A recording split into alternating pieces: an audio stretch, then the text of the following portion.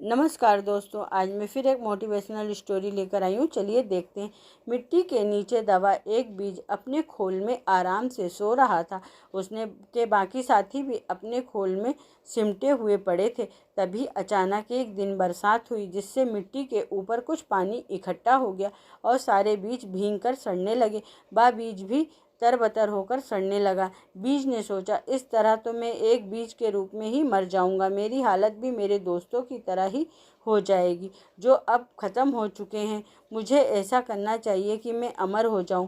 बीज ने हिम्मत दिखाई और पूरी ताकत लगाकर अपना खोल तोड़कर खुद एक पौधे के रूप में परिवर्तित कर लिया। अब बरसात और मिट्टी उसके दोस्त बन चुके थे और नुकसान पहुंचाने की जगह बड़े होने में मदद करने लगे।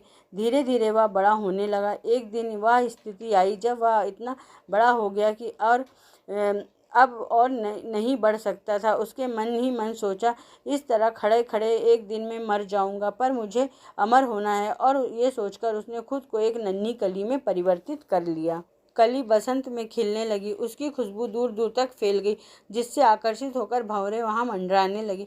इस प्रकार इस पौधे के बीज दूर दूर तक फैल गए और वह एक बीज जिसकी परिस्थितियों के सामने हार न मान कर खुद से परिवर्तित करने का फैसला किया था, दोबारा लाखों बीज के रूप में जीवित हो गया।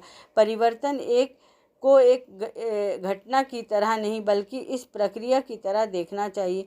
यह नई खोज की तरह होता है। यह हमारे वातावरण को नहीं, बल्कि हमें भी बदलता है। हम विकास की नई संभावनाओं को देखने लगते हैं और परिवर्तन में समक्ष होते हैं।